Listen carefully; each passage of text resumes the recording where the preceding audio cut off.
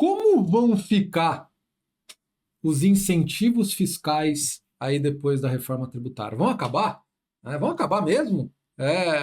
Então esse é um ponto muito polêmico, né? Um ponto muito discutido aí, né, durante a tramitação aí da emenda constitucional 132, né?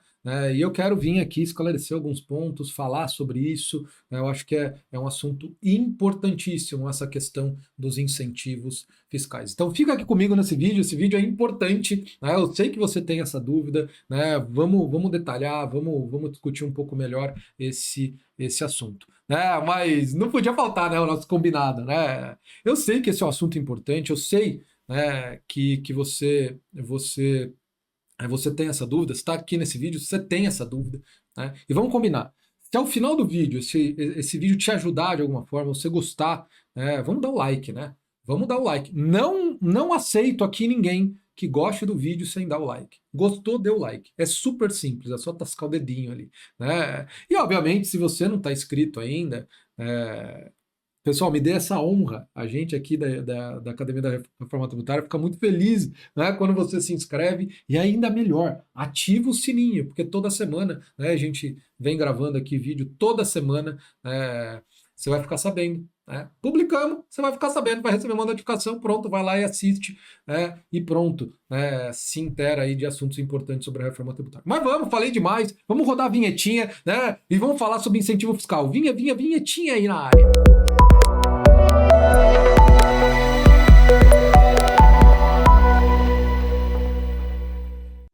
Vamos lá, vamos aí. Vamos falar desse assunto que é muito importante, né? Como vão ficar os incentivos fiscais com a reforma tributária? E aí, vai acabar, vai continuar? Como que vai ficar? Né? Vamos lá, vamos aqui para o slide que eu trouxe aqui alguns pontos para a gente conversar, né? Que é isso aí, ó. Os incentivos vão acabar com a reforma tributária? Então, como que vai ficar isso daí? Pessoal, do jeito que é hoje, vai acabar. Realmente, os estados e municípios, e também a União, não vão poder mais conceder benefícios fiscais de forma unilateral. Os estados já não podiam, mas eles tinham lá o mecanismo de levar, obviamente estou falando tudo feito de forma regular, tá? Eles tinham lá o mecanismo de levar o assunto, né, no âmbito do CONFAS, eles celebravam ali convênios quando havia unanimidade. Com a celebração do convênio, aí, obviamente, né, os estados podiam conceder benefícios fiscais de ICMS. Então, obviamente, cada estado lá tinha os seus benefícios fiscais, né? Então, havia uma autonomia já mitigada aí dos estados em relação à concessão de benefícios fiscais de ICMS. Agora, essa mitigação foi total. Agora, os estados, nem no âmbito de CONFAS, o CONFAS nem vai existir mais, né?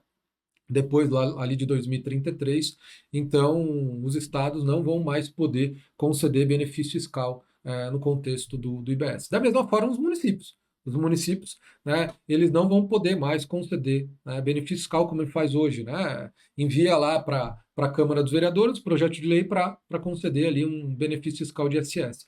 Óbvio que já tinha uma certa limitação, né? Esses benefícios fiscais de ISS não podiam gerar uma alíquota efetiva menor do que 2%, que é a alíquota mínima. Então, os municípios já tinham uma mitigação ali na sua autonomia na concessão dos benefícios fiscais, mas eles podiam conceder, desde que respeitassem esses limites, eles ainda tinham autonomia para conceder benefício fiscal. Hoje acabou. Com a reforma tributária, no contexto do IBS e da CBS, os entes subnacionais, estados e municípios, perderam essa autonomia. Não vão poder mais conceder benefício fiscal de IBS.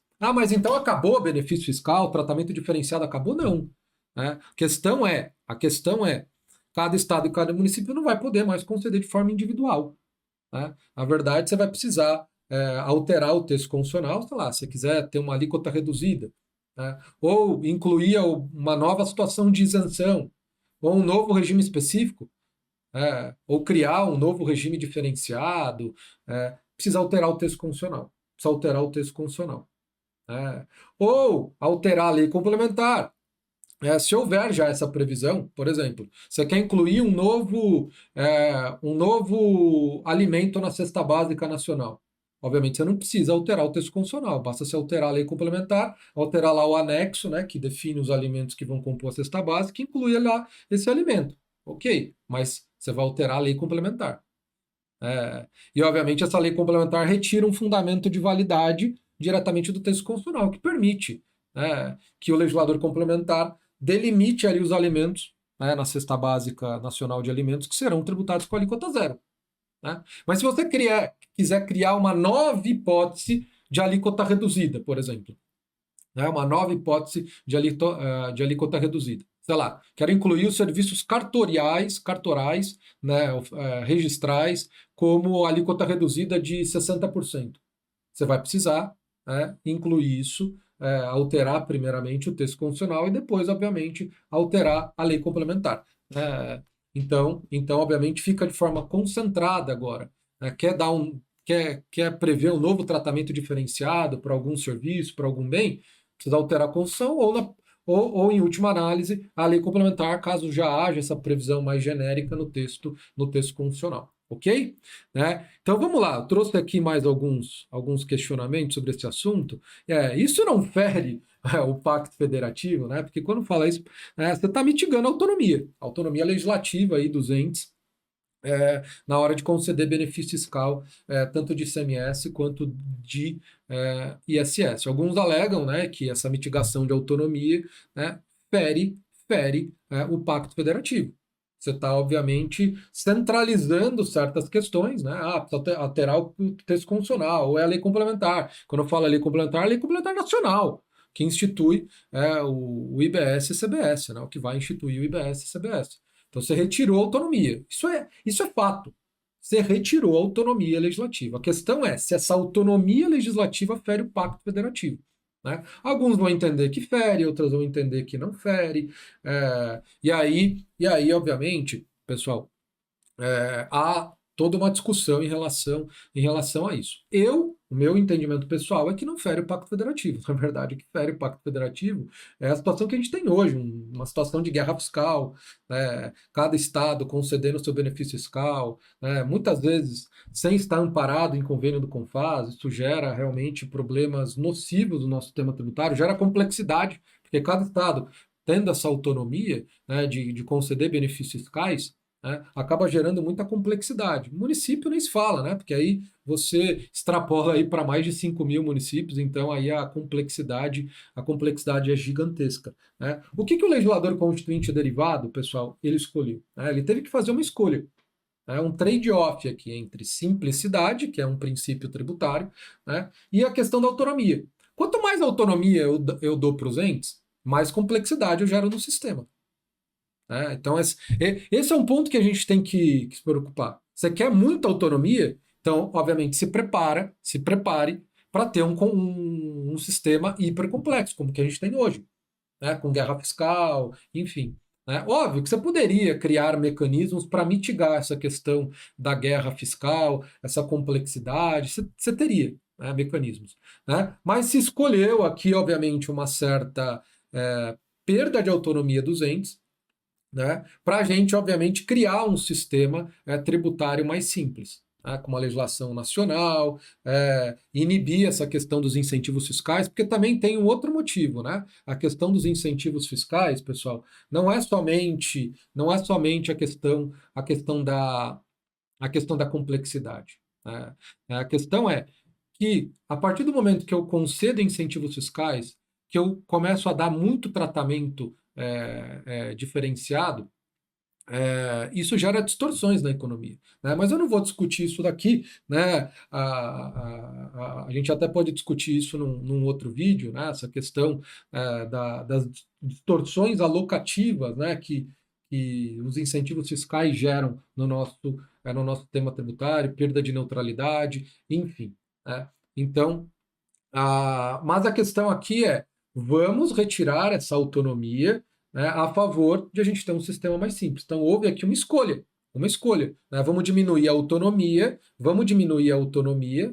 principalmente aqui no caso dos incentivos fiscais, e também não é só uma questão de autonomia e simplicidade.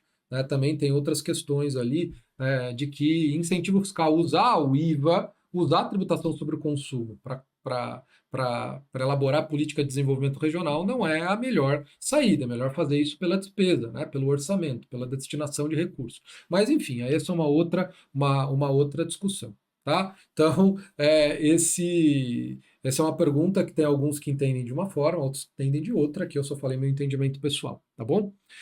Então vamos ver, só para a gente finalizar aqui, pessoal, um outro ponto que eu trouxe então, ok, que mecanismos os estados e municípios terão para implementar política de desenvolvimento regional? Porque qual que é o ponto?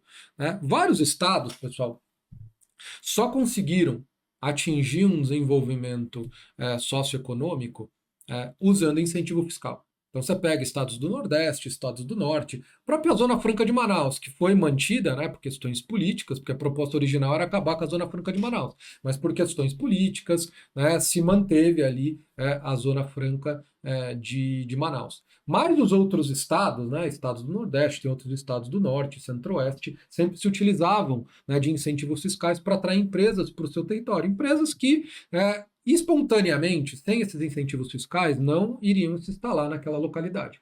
Né? Mas, pelo fato, né, de esses estados utilizarem incentivos fiscais de ICMS para atrair empresas, as empresas acabaram se instalando ali naquele local. E acabou desenvolvendo, gerando renda, gerando emprego, acabou desenvolvendo aquela região. E aí o receio, né, desses estados ok, para o benefício do nosso sistema tributário, está muito complexo, gera guerra fiscal, mas a questão é, eu não vou ter mais esse mecanismo de incentivo fiscal para atrair empresas para o meu território. E aí, essas empresas vão acabar saindo? Como que eu vou conseguir mantê-las ali no meu estado se agora ela não vai ter mais esse incentivo fiscal de se manter num local que, naturalmente, ela não estaria. Né? E aí, como que eu vou conseguir manter essas empresas? Né? E aí se discutiu aí um mecanismo, né, que não é um mecanismo tributário, é um mecanismo financeiro, que é a criação de um fundo. É o Fundo Nacional de Desenvolvimento Regional. Né? E é um mecanismo para os estados, os municípios vão ficar totalmente alijados. Né?